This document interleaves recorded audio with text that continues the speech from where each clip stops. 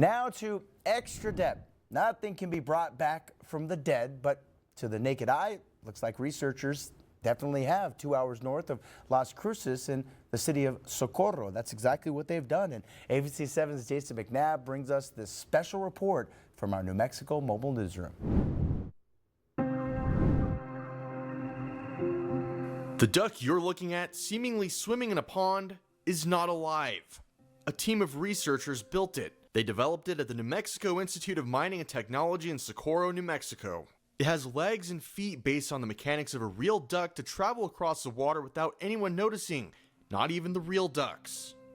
I drove up to New Mexico Tech's Mechanical Engineering Lab to get an in-person look. Graduate student Darian Vosbein is part of the team trying to make these dead ducks and other birds look like they're alive.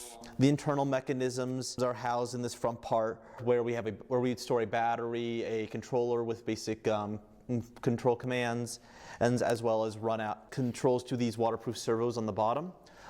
The duck also has a camera mounted on its top right shoulder. This mallard can't quite fly efficiently yet, but graduate student Samuel Miyoko believes they're getting close. So the next thing is to find how we can design a mechanism that allows it to have this coily motion as a strap so it can fly.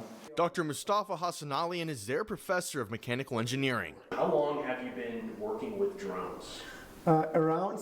Since 2008. So 16 years. Wow, so you've got a lot of experience in this already. Maybe. So the big question is, why are they doing this?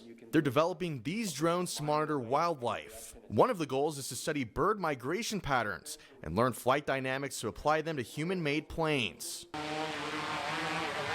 He says typical quadcopter-style drones pose problems to birds and other animals. The regular drones create noise, animals will be scatter, and sometimes you have the bird strike. So that can be a safe platform that can basically save birds from getting harmed, as well as save the drone itself.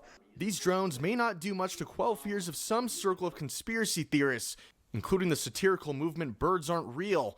But Dr. Hassanalian and his team do agree that they raise ethical questions when it comes to civil applications, especially when it comes to how similar technology could be used for surveillance. There might be another application, so like these dead bird drones can be applied for border patrolling, right? So we have a Mexico and US border, the current drones that they are being used that might be shot down by like illegal people, but imagine that you have these birds flying around, equipped with a camera, they can be used for patrolling. However, the team's focus right now is to simply continue developing and refining the technology. In fact, they're not planning on stopping at just birds. We have been looking at the reptiles.